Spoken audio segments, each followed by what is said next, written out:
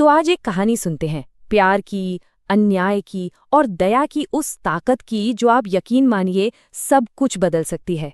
ये कहानी है एक अटूट बंधन की। कहानी के पूरी फिलॉसफी ना बस इसी एक लाइन में छिपी है। ये कहानी है नरेंद्र और कमला के बारे में, जिनका प्यार ही हर मुश्किल में उनकी सबसे बड़ी, सबसे मजबूत ढाल बना रहा। तो चलिए कहानी के पहले हिस्से से शुरू करते हैं।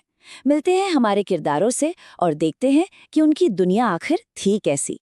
तो ये हैं नरेंद्र और कमला, एक दूसरे से बेइंतहा प्यार करने वाले। लेकिन किस्मत देखिए, नरेंद्र पर चोरी का झूठा इल्जाम लगा और उसकी नौकरी चली गई।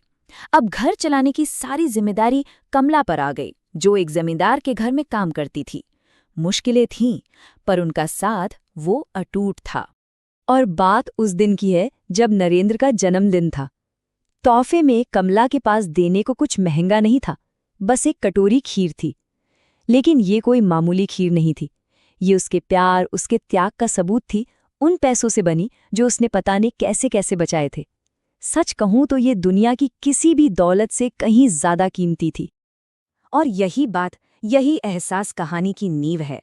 नरेंद्र के ये शब्द हमें बताते हैं कि उनका रिश्ता ही उनकी असली दौलत थे, जो उन्हें आगे आने वाली हर मुश्किल से लड़ने की हिम्मत देने वाली थी। लेकिन जैसा कि हर कहानी में होता है, इस प्यार भरी दुनिया में भी एक विलेन की एंट्री होती है। और यहाँ से कहानी में एक नया मोड़ आता है। हुआ ये कि नरेंद्र के जन्मदिन की वजह से उस दिन कमला को काम पर पहुंचने में थोड़ी देर हो गई। अब जमींदार की पत्नी को उसकी मजबूरी से क्या लेना देना।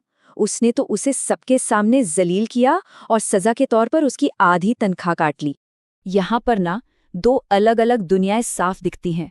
एक तरफ कमला है जो बस अपनी मेहनत का हक मांग रही है, गिड़गिड़ा रही है कि इसके बिना तो वो भूखे रह जाएंगे।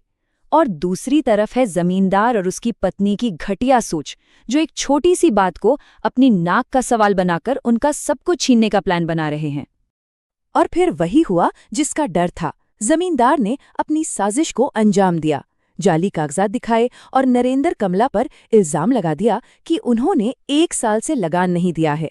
बस उन्हें उनके घर से बाहर निकाल दिया गया। ताकत के आगे उनकी सच्चाई की आवाज दब कर रह गई। अब कहानी उस पॉइंट पर आ गई है जहां नरेंद्र और कमला अपनी जिंदगी के सबसे मुश्किल दौर में हैं। गांव से निकाले जा चुके हैं और एक अनजान, रहस्यमयी जंगल में भटक रहे हैं। जब ऐसा लगता है ना कि अब सब कुछ खत्म हो गया, कोई उम्मीद नहीं बची, ठीक तभी कहानी में एक ऐसा ट्विस्ट आता है जो सब कुछ बदल देता है। निराशा के इस घने अंधेरे में उम्मीद की एक छोटी सी किरण चमकती है। उसी जंगल में उन्हें एक घायल परी मिली। अब सोचिए, वो खुद भूखे थे, बेघर थे, बेबस थे, पर उन्होंने एक पल भी नहीं सोचा। कमला ने फौरन अपनी साड़ी का पल्लू फाड़ा और उसके टूटे पंख पर पट्टी बांध दी। और नरेंद्र ने वो खाना जो शायद उस दिन का उनका अकेला निवाला था, उसे कमाने में 1.5 घंटा लगा था, वो खाना उस परी को दे दिया। इसी को तो कहते हैं असली इंसानियत, असली दया। और बस यहीं से कहानी में जादू की एंट्री होती है। उस जोड़े की निस्वार्थ दया का फल उन्हें कुछ ऐसे मिलता है जिसकी उन्होंने कल्पना भी नहीं की थी। परी जब ठीक हो गई तो उसने उन्हें एक जादुई तोहफा दिया, सत्य का जल। ये कोई मामूली पानी नहीं था, ये एक ऐसा जादुई पानी था कि जिसे किसी पर भी छिड़क दो, वो चाहकर भी झूठ नहीं बोल सकता। उसके मुंह से सिर्फ और सिर्फ सच निकलेगा। अन्याय को हराने के लिए उन्हें अपना सबसे बड़ा हथियार मिल चुका था। और परी ने सिर्फ सत्य का जल ही नहीं दिया, उसने उन्हें सोना, हीरे, चांदी सब कुछ दिया ताकि वो अपनी जिंदगी फिर से शुरू कर सकें और दूसरों की मदद भी कर सकें। अब नरेंद्र और कमला गांव लौट रहे हैं, लेकिन इस बार वो लाचार नहीं हैं। इस बार उनके पास सच्चाई की, न्याय की ताकत है।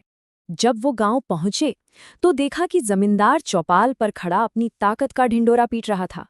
वो गांव वालों से कह रहा था कि वो उनका भगवान है, उनका मालिक है।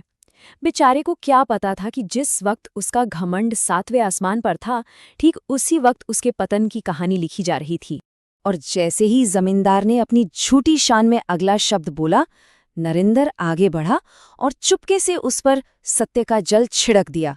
और फिर जादू ने अपना काम करना शुरू कर दिया। सारे गांव वालों के सामने जमींदार के मुंह से अचानक सच निकलने लगा।